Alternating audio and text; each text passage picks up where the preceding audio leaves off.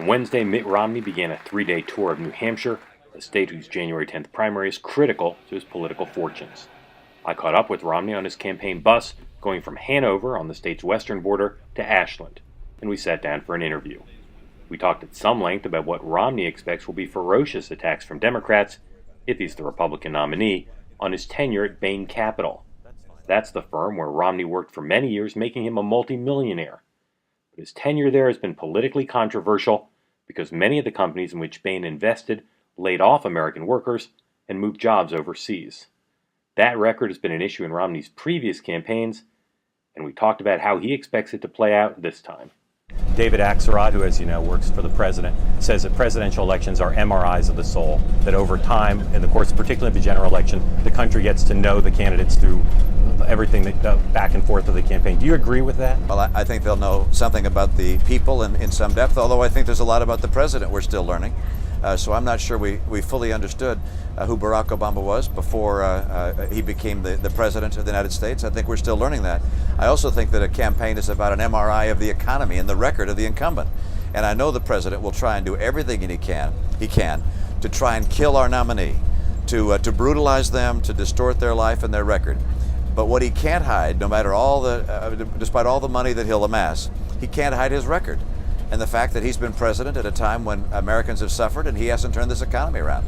At the last stop, you got a question about Bain Capital, and you get asked about it all the time. And as you've said over the last few weeks, if you're the nominee, there's no doubt that the White House will come after you, the Obama campaign. But I want to talk about how you feel about what happened on your watch. What would you say to those workers now, just personally? Look, I have experienced firsthand the change in people's lives as they lose employment. I've described those circumstances. I understand that in the way I think a lot of people in my circumstances do not understand it, because I've served as a pastor in my church and worked with people who were out of work. I know the huge human cost that's associated with an enterprise going out of business. Without question, that's an awful and terrible human cost, and you do everything in your power to maintain the growth and success of enterprises. But sometimes that's simply not possible. As I was riding to your event today, I was listening to Rush Limbaugh. And he was, as he sometimes does, going after you. He was saying he was disappointed that you refused in an interview the night before to call the president a socialist. Do you think Rush Limbaugh has too much influence on Republican politics? Do you think his role in the party is excessive, that he's excessive at times? Rush Limbaugh has an audience, speaks a very important voice. I don't begrudge him the great success he's had and the influence he has. Sometimes he's agreed with me, sometimes disagreed with me. And so I can only look with him at him and say, congratulations, well done. You built quite a following. So you don't agree with some people like Senator McCain, who've said people like Rush Limbaugh, that some of the talk show radio hosts have too much influence in the party? I let people choose their own course. If they want to listen to certain voices and find that to be compelling, that's their right to do so.